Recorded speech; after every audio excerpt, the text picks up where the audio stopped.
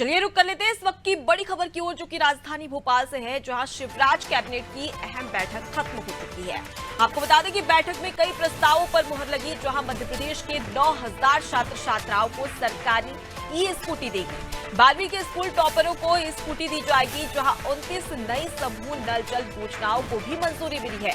तो हाल ही में देखा जाए तो सीएम शिवराज सिंह चौहान ने ये बड़ी घोषणा की थी, जहां पर छात्राओं को तो स्कूटी दी जाती थी, लेकिन अब छात्रों के लिए भी इस योजना का लाभ लेकर शिवराज सरकार आई थी, जिसमें बड़ी घोषणा पर अब कैबिनेट बैठक में मुहर लग चुकी है और इसके साथ ही 29 नई समूह नल योजना को भी मंजूरी मिली है। तो कई अहम प्रस्ताव इस कैबिनेट बैठक में रखे गए थे, जहां पर दिग्गज नेताओं और मंत्रियों के बीच में ये बैठक हुई थी और कई अहम प्रस्ताव पर मुहर लगाई गई है, जिसमें मध्य प्रदेश के 9000 छात्र छात्राओं को सरकार स्कूटी देने जा रही है।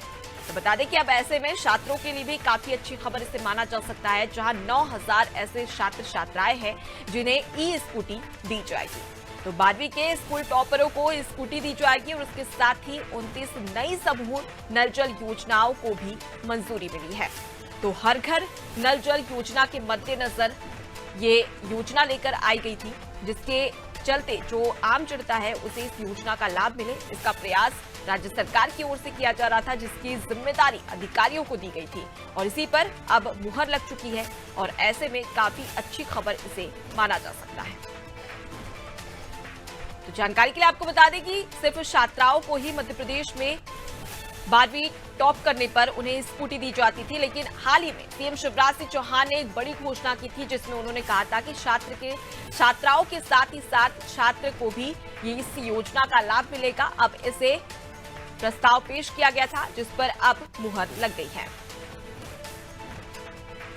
तो ज्यादा जानकारी के लिए सीधे रुक कर लेते हैं, हमारे साथ में संवाददाता विवेक पांडे जुड़ गए। विवेक, एक अच्छे प्रस्ताव पर कई सारे प्रस्ताव पर मुहर लगी है, जिसमें सबसे खास है कि अब छात्र छात्राओं को भी स्कूटी दी जाएगी। देखिए, करीब आधे घंटे तक कैबिनेट की बैठक चली और मुख्यमंत्री शिवराज सिंह चौहान ने कैबिनेट की बैठक शुरू होने से पहले इस बात की पूरे मंत्रिमंडल को बधाई दी कि लाडली बहना का कार्यक्रम सफल हुआ है। मध्य प्रदेश में जितनी भी महिलाओं को इस योजना का लाभ दिया गया है, इसके बेहतर परिणाम सामने आ रहे हैं और सीएम ने कहा कि आने वाले दिनों में करीब 5 लाख से अधिक महिलाओं के खाते में जो महिलाएं इस योजना से वंचित हो गई थी, यानी उनकी कुछ प्रक्रियाएं अधूरी थी, उन्हें भी इस योजना के तहत लाभ दिया जाएगा। और इस बैठक के बाद फौरन ही कई अहम प्रस्ताव रखे गए। सबसे बड़े अहम प्रस्ताव को लेकर 2 अधिकारियों को तलब किया गया और ये पूछा गया कि मध्य प्रदेश सरकार ने ई-स्कूटी देने की प्रणाली लागू कर दी है, इस योजना को लेके कितने ऐसे छात्र हैं जिनको ई-स्कूटी की सौगात दी जाएगी। अधिकारियों ने इस बात की जानकारी दी कि 12वीं पास उन स्टूडेंट को ये स्कूटी दी जाएगी, ई-स्कूटी जो टॉप कर चुके हैं या अपने जिले में अव्वल आए हैं।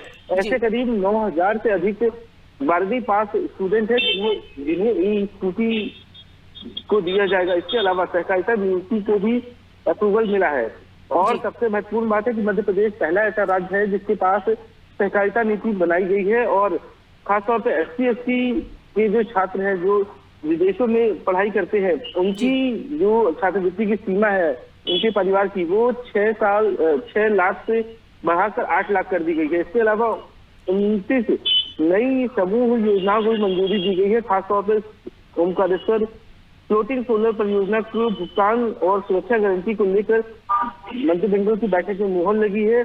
आने वाले दिनों में मध्य प्रदेश में सौर अलंकरण श्रृंखला की ओर से जो पुरस्कार दिया जाता है, उसकी राशि में भी बढ़ोतरी पर सहमति बन चुकी है। जी विवेक, एक और देखा जाए तो विधानसभा चुनाव करीब है, तो क्या ऐसे में इस वजह से ये बड़ा फैसला लिया है, जहां पर जो सरकार है वो छात्रों को साधना चाहती है, क्योंकि नए मतदाता इस दौरान विधानसभा चुनाव में जुड़ने वाले हैं, तो क्या इसी के मद्देनजर ये फैसला लिया गया है? बिल्कुल, ये कहना गलत नहीं होगा। मुख्यमंत्री ने जब पिछले 1 महीने पहले जब 12वीं के रिजल्ट जारी हुए थे, उसी वक्त मुख्यमंत्री ने इस बात को लेकर ये कहा था कि 12वीं पास छात्र छात्राओं को ई-स्कूटी दी जाएगी। लिहाजा इसके बाद से ही स्कूल शिक्षा विभाग ने एक्सरसाइज शुरू कर दी थी और करीब 9000 से अधिक बच्चों का नाम तय कर लिया गया है जिन्हें आने वाले दिनों में ई-स्कूटी दी जाएगी। लेकिन सबसे महत्वपूर्ण बात है कि पहले सरकार लैपटॉप दे रही थी, लेकिन अब ई-स्कूटी भी दी जा रही है। इन दोनों ही योजनाओं को लेकर जो आने वाले दिनों में चुनाव है उसका सीधे तौर पर असर दिखे, क्योंकि 12वीं पास जो छात्र है वो 18 साल की उम्र से अधिक है। और एक सरकार को एक नई जो युवा पीढ़ी है उसको किस तरीके की जरूरतें हैं, ई स्कूटी एक बड़ा महत्वपूर्ण कदम है। पहले ये प्रस्ताव था कि स्कूटी दी जाएगी, लेकिन पर्यावरण को ध्यान में रखते हुए सुझाव दिया कि ई स्कूटी देना बेहतर होगा, पर्यावरण के लिए, लिहाज से भी बेहतर होगा और छात्र अपने घर से कोचिंग या कॉलेज जाने के लिए भी ई स्कूटी का प्रयोग कर सकेंगे। जी बिल्कुल। विवेक, आप हमारे साथ में बने रहिए, आगे भी आपसे जानकारी लेंगे। तो शिवराज कैबिनेट की अहम बैठक खत्म हो चुकी है और कई अहम प्रस्ताव है जिसको मंजूरी मिली है।